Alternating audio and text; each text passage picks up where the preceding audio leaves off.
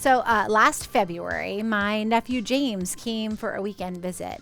My nephew James, he's 12 years old and he's my brother's only child and he lives in Iowa, and I would do anything for this kid. Now, he has been to visit us in the summertime, but he's never been to visit us in the wintertime. So on his winter weekend visit, I asked him, I said, "Hey, Jamers, what is it that you want to do with Aunt Angie this weekend?" And he said to me, he said, "You know what I really want to do? I want to learn how to ice fish." Any ice fisher people out there? And, I love my nephew. I would do anything for James. And so I said, "Yes, pal. Okay, we will go ice fishing." Now, I've never been ice fishing before, but I called up the community ed here in Alexandria because I knew that they had all the ice fishing stuff that you could rent for just $10 for the weekend.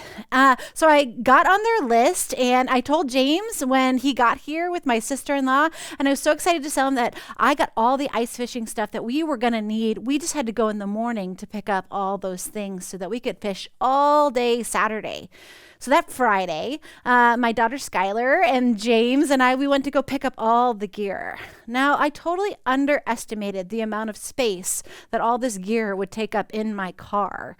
And so I had to kind of shuffle the kids around and put things on their laps in order to put this giant ice sled and slide it all the way back into the back of my car. Now, the guy who gave it to me from Community Ed, he told me I was going to need some propane. I was going to need some propane for the little heater that they provided me. And I was going to need some bait for the little fishing poles that they gave me there too. But they gave me the whole ice fish tent thing and the heater and the buckets and the little scooper and that drilly thing that you're supposed to use. And he said, "Well, you're going to need to stop at Fleet Farm on the way back, and you're going to have to go get some bait as well as some propane to be able to go out there and ice fish." So James and Skylar and we went over to Fleet Farm and we picked up our little worms and we picked up some propane and we were ready to go out onto the lake. We came home and of course they had to pack some snacks because, they're 11 and 12 years old.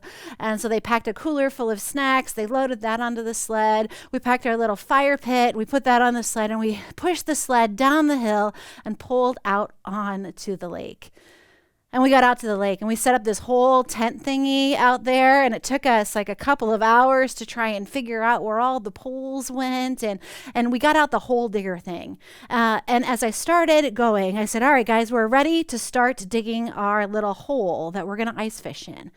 And so I started digging, and I started digging with the little hole thing that they gave us. And I'm scraping, and I'm scraping, and I'm scraping, and my arms are getting tighter and tighter. So I tell the kids that they have to help. So they jump in, and they each have 5 minutes before their arms are just going to fall off. And so I'm going, and I'm going, and I'm going, and take it out. And the kids, they put in this little scooper, and they start digging out some slush from that little ice hole that we're digging. And after a little while, I said, "Okay, now how deep is it, you guys?" And so they measure with that same little dipper. They said, "Okay, the hole is 6 inches." It's all right, I don't know how deep this ice is. So we keep going. I'm like, "All right, guys, all right, we're almost there. All right." Half an hour later, I say, "All right, guys, what are we up to?" And they put it in and they say, "Okay, we're up to 10 inches. We keep going. We keep going. My arms feel like they're going to fall off." And I said, "All right, how are we?" "Oh, we're up to 12 inches. Okay, here's the deal. After an hour and a half, we finally reach some open water. We reach open water through 18 inches of ice. And now James and Skylar, they are ready. They get out the bait, they get out the little fishing poles that we borrowed from Community Ed, and they hook it all up together, and they're ready to go fishing. So they put their lines in, and all of a sudden we're feeling something at the bottom of our lines.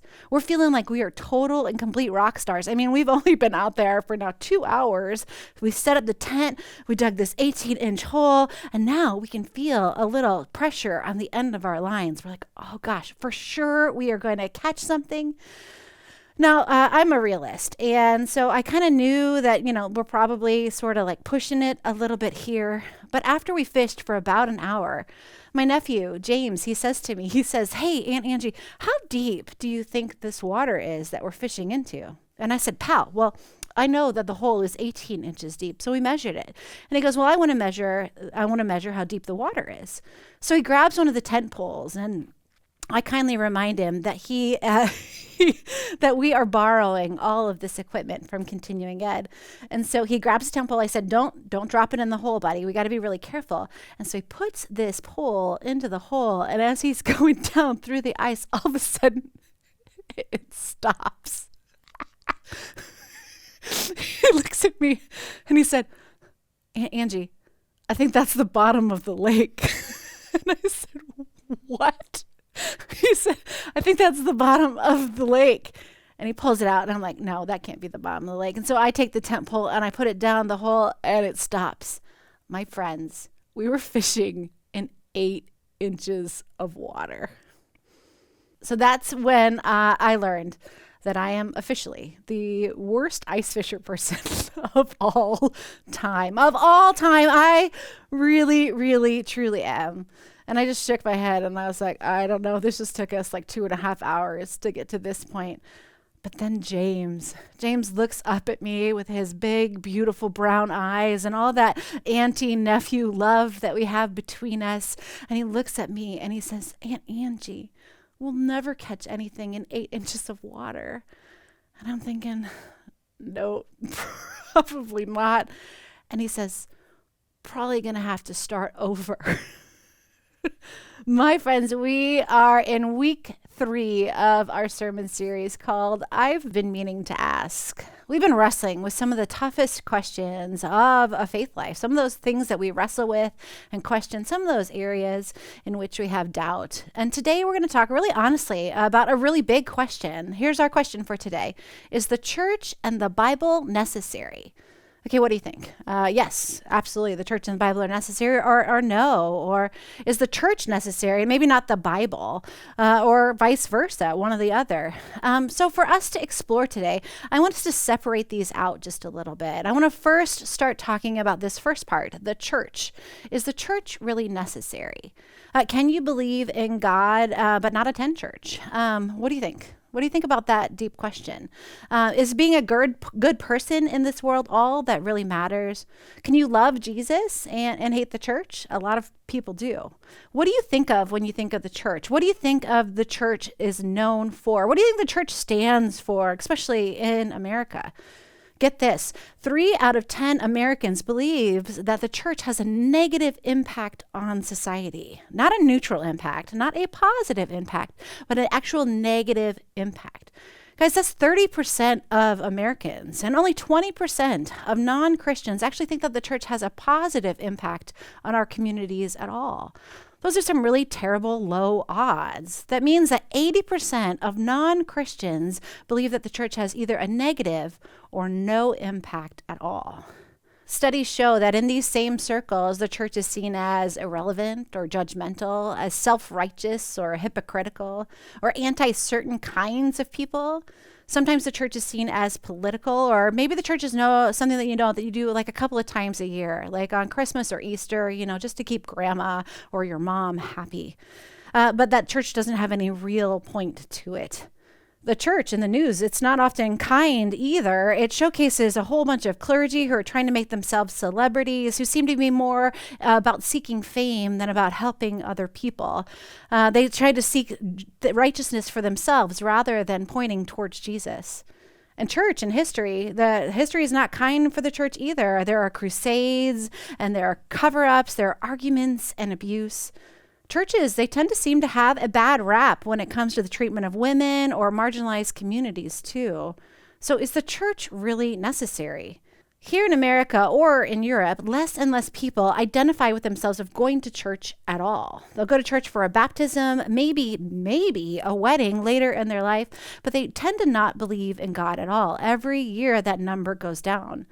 And we look at the ways in which the church has confused religion with the love of Jesus. And lots of ways in which the church has acted like a country club for religious folks rather than a safe place for sinners. Back when I was a sophomore in college, I got pregnant. I was a teenager and I was not in my relationship for very long before that. I was not married, I was not prepared, and I was afraid and I was lonely. And I'll be honest, I was really ashamed. I was really ashamed. And since I had grown up in the church, I thought I'd go and try and get some help for the shame. Try and get some help because I didn't know what I was going to do with this pregnancy or with this baby. I was looking for some kind of compassion or comfort. And when I finally got the guts up to talk to my pastor, to enter into his office, he looked at me and told me that I should feel ashamed. And then he kicked me out. He kicked me out. Your pastor has been kicked out of the church. I was told that I wasn't good enough, and I was told that they didn't want me to be in any part of leadership because I was such a bad example to the other students, and that I shouldn't really be part of the community because my belly was going to grow and everybody was going to see it, and I should feel guilt because I was a sinner, kind of an unrepentant sinner. But here's the sad thing. I'm not even close to the only one that has experienced something like this. I can tell you story after story of people who have had the same thing happen to you. If you're in any kind of family at all, there's someone in your family who's experienced something just like this, where they felt like they weren't good enough for the church. You see, so many people have gone and they've just canceled the church, and you kind of can't blame them. A cousin of mine got married, and on her honeymoon, she found out that her husband was having an affair right there in the first 5 days of their marriage. And when she got home, she said, "This is not the foundation I'm starting anything on." And she went ahead and filed for divorce. The church that she attended wanted her to pay $6,000 in order to have that marriage wiped off the books. I mean, she hadn't even finished paying for the wedding, and now she had to pay for the divorce. But she, like so many people, she never canceled Jesus, but she definitely canceled church after that moment. Or maybe, to put it a better way, maybe the church canceled her. And for so many of us, when it comes to church, we've come up with an alternative to church. We say things all like, I find church as my experience in nature, or I find church on the golf course, or I find church in the fish house, which I think is absolutely impossible to do, and that's a whole separate conversation. I mean, I get it though. God is in nature. God is in schools. God is on the golf course. God's probably on the lake. There isn't anywhere that God isn't. I mean, think about it for a second. God is God. God is in and through and among absolutely everything. There isn't anywhere that you can't find or experience God. Not a single place on all of earth or a moment in our whole life. So we go back to the first question. Is the church really necessary? We hear about the early church in the book of Acts in the Bible. And in the book of Acts, Jesus has now risen from the dead, and he looks at his disciples. He's been walking around with them for about 40 days. And he looks at them and he tells them that he's going to leave, that he's going to ascend into the clouds, that he is going to pass on his work to them. And so Jesus tells them this great big thing that they're supposed to do. He says, "You will be my witnesses in Jerusalem, in all Judea and Samaria, and to the ends of the earth." Right there, those early disciples, they weren't sure how they were going to do this. They weren't sure how they were going to accomplish this whole telling people about Jesus, this whole being Jesus witnesses in all of these various places to the ends of the earth. And so they do what all they know how to do. They start preaching and they start telling people about this Jesus guy. And what ends up happening is amazing. People start flocking in from all over. They can't wait to hear the story, and they're coming to church. They're coming one after one after one, and they're excited because they cannot believe what this guy Jesus was all about, what this guy Jesus who came back from the dead was doing in their lives. How Jesus came and he shifted the paradigms of power structures, how he was always looking out for the poor and the marginalized, how Jesus was always inviting and accepting every single person Jesus came encounter with, how Jesus cared for and loved the people that he interacted with. And here's what happened. If you wanted to be part of that group, a group that accepted and loved and cared for all people, a group that status doesn't matter and you could be real and seen for exactly who you are, and people came and flocked to it. I mean, I know that I would want to go and be part of that kind of group. This kind of group, it blew people's minds. They couldn't wait to be a part of it. And the church, it became this very irresistible movement. It was growing so fast that this Jesus movement, it was what the book of Acts is all about. It's the start of this church, the start of people running to hear the greatest story ever told. But inevitably, as a group grows, it ends up having some arguments about what exactly the group means. I mean, think about it for a second. I have 4 children, and I can't get all 4 children to come together and try and come to any kind of agreement on anything. And they all came from my own body. So imagine thousands of people coming together. They were sure to have some sticky points, some disagreements, some parts where they just sort of struggled and wrestled. So this group, they start to make up some rules. They start to say, all right, well, this is what Jesus meant, and that is what Jesus meant, just like the church does now. And it gets really kind of complicated because it gets to be this great big group of people. So then the leadership, they get together and they sit there and they talk about it. And one of the church leaders, James, stands up and says this astounding thing that they all agree upon. James says this, he says, "It is my judgment, therefore, that we should not make it difficult for the Gentiles who are turning to God." I mean, can you imagine? This church got something today that I think if we're honest, we still struggle with. We put too many things in the way of what church was intended to be. The church was intended to be irresistible and inclusive and inspirational and just this incredible group of people doing life together. It was this greatest story that was ever told. The word for church in the original Greek is actually ekklesia, which actually means to be called out. This is what the church was meant to be for. People who are called out. People who are called out of themselves and into something bigger. They're called out of their barriers. They're called out of our egos. We're called out of our insecurities. We're called out of our alienation. We're called out of our prejudice, and we're called out of our bias. We're called out of our selfishness. We're called out of our opportunism. We're called out of our stagnancy, and we're called out of our loneliness, and we're called out of our anxieties and into something new, into something bigger, into something life-giving, into something that is loving and compassionate, into inclusion, into the community of God or the body of Christ. We're called into each other. So maybe that's why when I was a teenager all those years ago, why I didn't quit the church. Or when the church quit me. Maybe that's why you're bothering to watch this here today, because you feel this longing, this hope, this struggle for something just a little bit more, something more than the world offers to us. Because I think that I think that I think that we all feel this kind of pull, like there's something deeper than just this kind of mundane life, something that all of our hearts, like we're biologically disposed to long for this community, to long for this God, to long for what Jesus stood for. That there's something more, that there's something bigger, something mysterious and unknown, something beautiful and complicated, something unexplainable, something connective between us. The author of Romans, Paul, puts it like this: "Who hopes for what they already have? But we hope for what we do not yet have."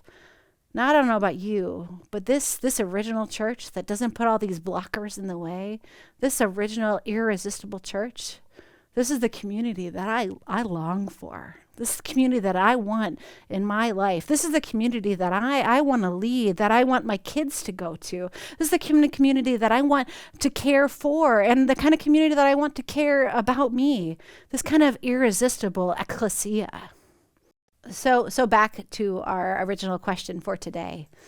Is the church and the Bible necessary? Now let's go to the second part of this big question, the Bible. Is the Bible necessary?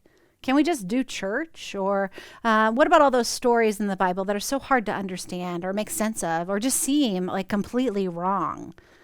I remember I was trying to be a really devout Christian way back in my teenage years, and I was going to read the Bible. I had committed to reading the Bible, and I was going to do it cover to cover.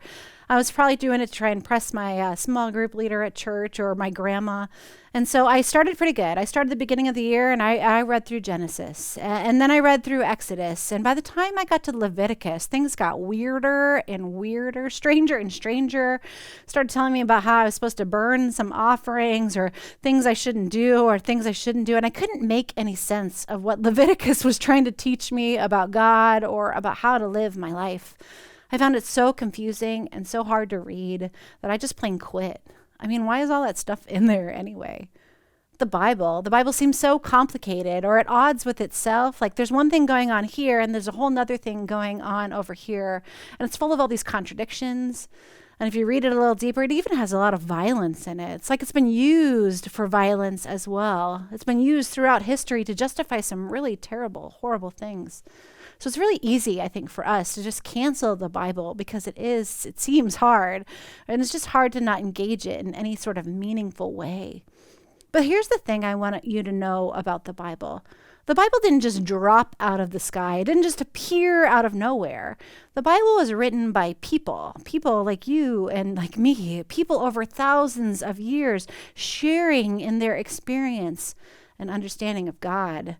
You see, they were drawing lines, they were sharing stories, they were seeing how their experience connected to each other's experience and how their experience with God connected to someone else's experience in God.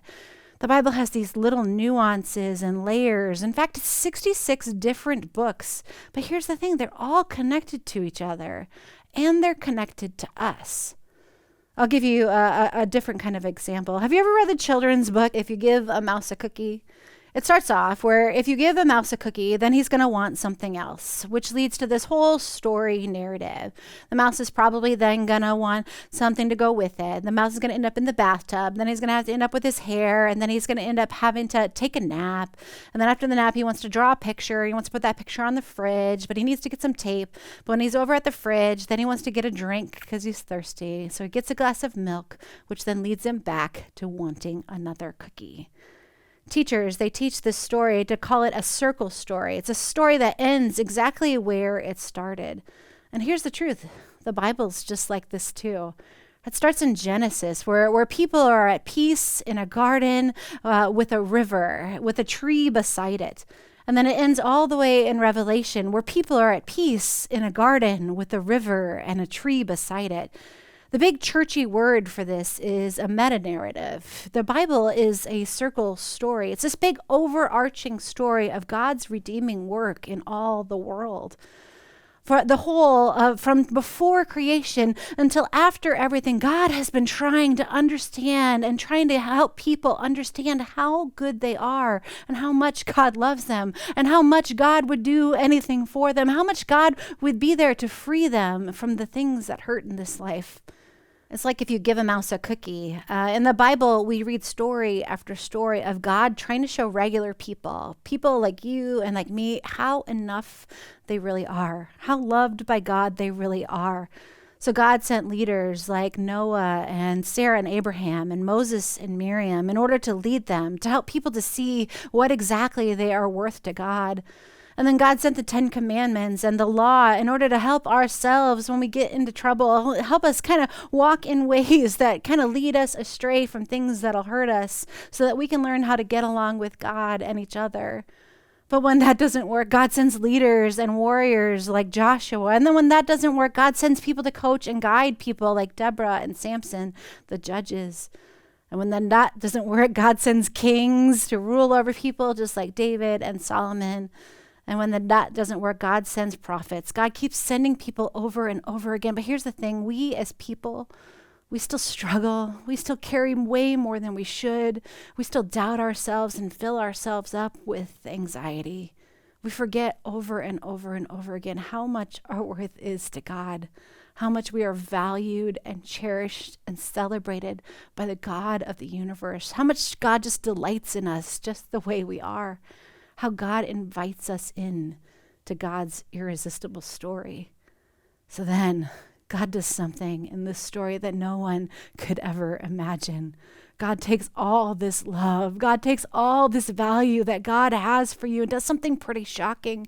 God takes all of this love and all this value, and God sends Jesus just to show you exactly how much you are worth to God, how much all of humanity is worth to God, that God sends God's Son, who ends up hanging on a tree. See all this depth in this story? On a tree in order to defeat death and all the things that God knows that holds us hostage. And then Jesus wants us to tell this story. Jesus wants us to live into this freedom, to share this message, to be his witnesses, to carry on the church in this beautiful, messy work of justice for the marginalized, for the poor, for the hurting, for me, and for you.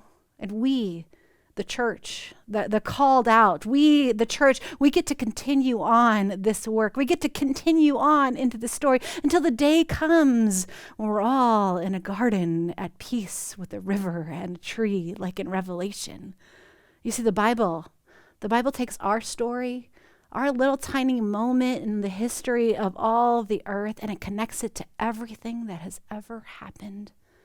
In the Bible, we learn that your story matters and that you're worth everything and that you're connected to everyone else and that you have a purpose for the sake of someone else. So back to our original question, is the church and the Bible necessary? So when my nephew looked up at me with his big, incredible brown eyes and all that aunt-nephew heart connection that we have, and I knew that the next 2 hours of my life, what they were going to look like, and I knew how sore my arms were, and James looked at me and he said, we're going to need to go farther out on the lake if we're going to catch anything.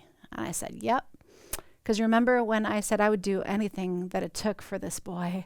So we took down the whole fish tent, we packed up the dog, and we packed up the sleds, and we pulled everything a little farther out onto the ice, like as close as we could to the other people's fish houses, because I didn't really understand what fish house etiquette is like a lot farther. We went close to the neighbors.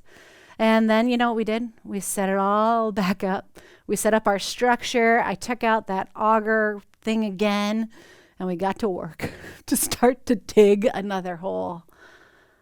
I mean, maybe I should have gotten a guide. Maybe I should have asked one of you for some help. Maybe I should have borrowed an electric auger from a neighbor. Maybe you could have invited me into your fish house or taught me something that I didn't know about ice fishing for that very first time. And then maybe I could have used my arms the next day. Is the church and the Bible necessary? No. Short answer is no. But God is everywhere, and you'd be lacking depth. You'd be fishing in 8 inches of water without the church. You'd be fishing in 8 inches of water without the Bible, because you're missing out on the best parts of faith. You'd be missing out on all the gifts that God wants to give you, the revealing of God's work in the world through the church and through the Bible. You'd be missing out on how your story is connected to the whole big, beautiful story of God's work in the world. You'd be missing out about how God has a part for you in this story. You'd be missing out on knowing how very enough you are from God. And you might miss out on how loved and worth it that you are to God. So my friends, I don't know, but I don't want you to miss a second of it. So go and dive deep into the church and the Bible. Amen.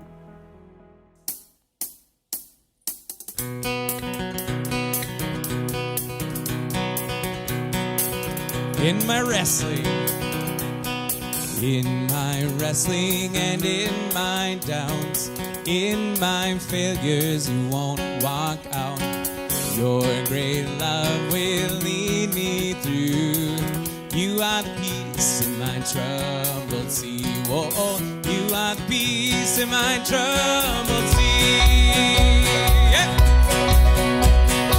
In the silence, you won't let go. In the questions, your truth will hold. Your great love will lead me through. You are the peace in my troubled sea.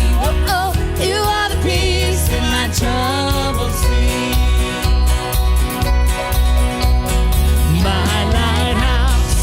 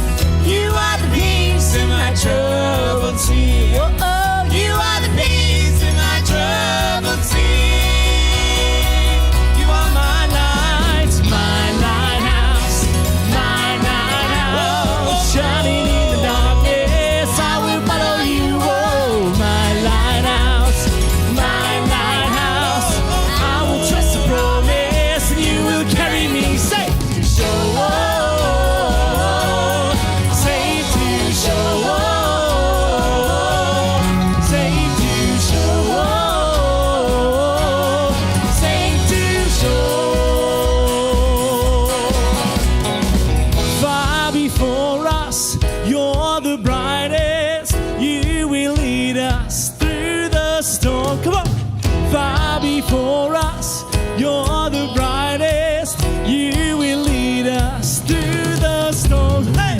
Fly before us, you're the brightest. You will lead us through the storm.